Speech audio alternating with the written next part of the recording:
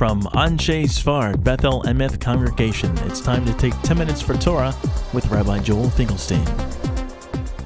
Welcome to our discussion of Parshat Vayigash. What moved Joseph? What made him change his tune? After all, Joseph had put the brothers through the ringer. He had accused them of being spies. He put Shimon in jail. He put them in a situation where it wasn't clear if they'd stolen some money. He put them in a situation where he accused Binyamin of stealing a cup. All of a sudden, all of a sudden, Yosef couldn't control himself anymore. He just couldn't hold it in. And he had to do something, and he revealed himself to all his brothers. Why now? What changed? Well, the speech of Judah. Judah gives a very long speech, one of the longest speeches in Breshit. Usually long speeches in Tanakh, it's sort of making fun of the person who's speaking, because he gives this grand speech that, after all, how could he bear to see his father with such sorrow? After all, he'd already lost some other children, and he had taken responsibility for this child, and he just can't bear to go there, and he would rather stand in the child's stead. But actually, the Torah is making fun of Judah, because we as readers all know that he doesn't care about his father as much as he should. He's the one who put his father in this situation to begin with. And that's what Yosef basically says to him when he says, I am Joseph. But the question is, what was it about Judah's speech which, from this perspective, was not so moving? What is it about this speech that turned Joseph and finally he just couldn't take it anymore and he had to reveal who he was? Ramban says that it was really secondary matter. It wasn't so much that he emotionally couldn't handle the continuation of this charade, but rather everyone was saying, come on, Yosef, let Benjamin go. The poor man, he's going to die in Egypt. Let him go. He couldn't take the pressure from those standing around, so he had to send them away. Rashbam says it was an emotional thing. He couldn't stop crying. Usually he would control himself and go outside to cry. Here he physically couldn't hold it in anymore. He had to cry right now. But still, what was it that made him do it? The Radak, Rabbi David Kimchi in Provence, he suggested it's a reason. He says, well, the reason was his kir kam pamim dat aviv, ra'at aviv. He says, the mentioning over and again that his father won't be able to take it, and he'll go down to his grave, and he'll be mourning to his very death. This was what pulled at his heartstrings. Rabbi Soloveitchik has an odd sort of midrashic interpretation that Judah was going to reveal the secret of Joseph. He said, no, don't reveal it. And before he could reveal the secret, he came out and revealed himself. The Reb Zalman Sorotsky, in sort of a more modern interpretation, lived in early Israel. He says he was so moved, his heartstrings were plucked when he said, Ki eich ele elavi. The scene, imaging the scene of Judah returning home without Benjamin in tow, and the anguish of his father, and the anguish of Judah, that image was what did it. There was something special about that scene that moved Joseph's heart. According to Rav Yoel ben Nun at Yeshivat Har Etzion, he says, the Herzog Institute, he says, Joseph was starting to wonder, why did he get into all this trouble? Why did his father send him to be with these hostile brothers? Must be that his father had given up on him. His father had yelled at him about the dreams, and his father was trying to sell him down to Egypt. It's when he heard how anguished his father was, that's when he gave in and changed his mind. But Rav Sternbuch addresses the question of, why now? Why this particular moment?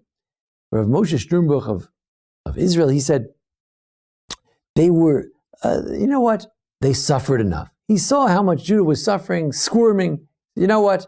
It's enough. He felt that he had put them through just enough. Chatam Sofer gives a sort of a more biblical or mystical interpretation that he says, Well, what's the worst thing you can get to? What's the rock bottom in Jewish life? Well, there's the Torah, all the admonitions that Moses gives to the Jewish people in Vayikra, and he says, you'll be sold to the Gentiles, to be slaves, and no one will even want to buy you. And that was Judah's situation. He says, let me be a slave instead of my brother. And Joseph was in a situation where it looked like Joseph wasn't going to make the deal. Joseph wouldn't even let him be a slave. When you've reached that rock bottom, it's time to end the charade, to tell the brothers that you're Joseph. Some Hasidic interpretations as well, the Shemi Shmuel, Sachachava Rabbi, he says, Joseph was thinking, maybe I should continue to afflict them, and with all the suffering that they're undergoing, then they'll be exempt from exile. We know the Jews are destined for 400 years of slavery. They're destined for exile, which we're still living through today.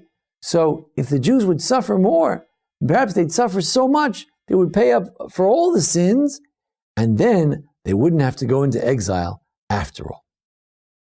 The Sfas Emes says that it was more of a technical moment. It was a moment where Joseph said to himself, look, the brothers have wronged me. I really can't forgive them. Why can't I forgive them? Because a king has no right to waive his honor. The honor of the king, he was sold by these rotten, miserable brothers. He has no right to ever forgive them. But now that Judah is standing there and pleading and begging and calling him my master, Avdecha, I'm your servant. All right, that's enough. Under those circumstances, I can forgive you. Rav Nissen Alpert, blessed memory, neighbor of mine from Far Rockaway, he said, what was the dream of Joseph? What was his greatest dream? That we'd all be brothers, all doing the same thing, making bundles of wheat together, all together. He says, really? You Jews, has the dream been fulfilled? Are you really together?